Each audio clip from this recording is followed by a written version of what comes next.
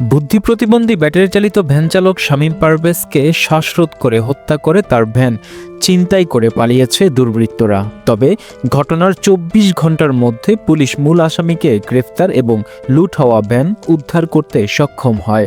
শুক্রবার ২০ জানুয়ারি সকালে ঝিকরগাছা থানাধীন মাগুরা ইউনিয়নের আঙ্গারপাড়া গ্রামের নাইলপুকুর সংলগ্ন একটি কলাবাগান থেকে শামীম পারভেজের মরদেহ উদ্ধার করা হয়। মরদেহের গলায় তার ও লুঙ্গি বেচানো ছিল এবং শুকনো ঘাস দিয়ে ঢেকে রাখা অবস্থায় পাওয়া যায়। নিহত পারভেজ ঝিকরগাছা উপজেলার কীর্তিপুর গ্রামের হাওয়ার মোড় এলাকার বাসিন্দা। তিনি জন্মান্ধ ভিক্ষুক মোহাম্মদ হায়াতুল্লাহর ছেলে। পরিবার সূত্রে জানা যায়, কিছুটা প্রতিবন্ধী হলেও শামীম ভ্যান চালিয়ে সততার সঙ্গে পরিবারের জীবিকা নির্বাহ করতেন।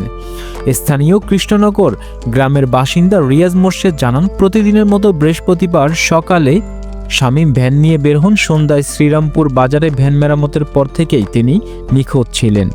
ঝিকরগাছা থানার ওসি মোহাম্মদ শাহজালাল আলম জানান, প্রাথমিক তদন্তে ধারণা করা হচ্ছে ভ্যানটি ছিনতাই করার উদ্দেশ্যেই শামীম পারভেজকে শ্বাসরোধ করে হত্যা করা হয়েছে।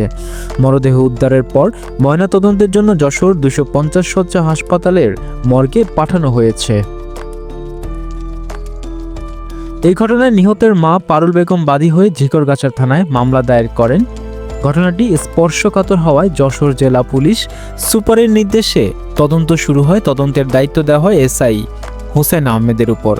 আধুনিক তথ্য প্রযুক্তি, গোয়েন্দা তথ্য ও পুলিশি কৌশল ব্যবহার করে ৩১ জানুয়ারি শুক্রবার রাত ১টা ২০ প্রধান আসামি মোহাম্মদ ইব্রাহিম খলিল ২১ এবং একটি শিশু মোহাম্মদ মামুনকে গ্রেপ্তার করা হয় এবং তার ভ্যানটিও উদ্ধার করা হয়।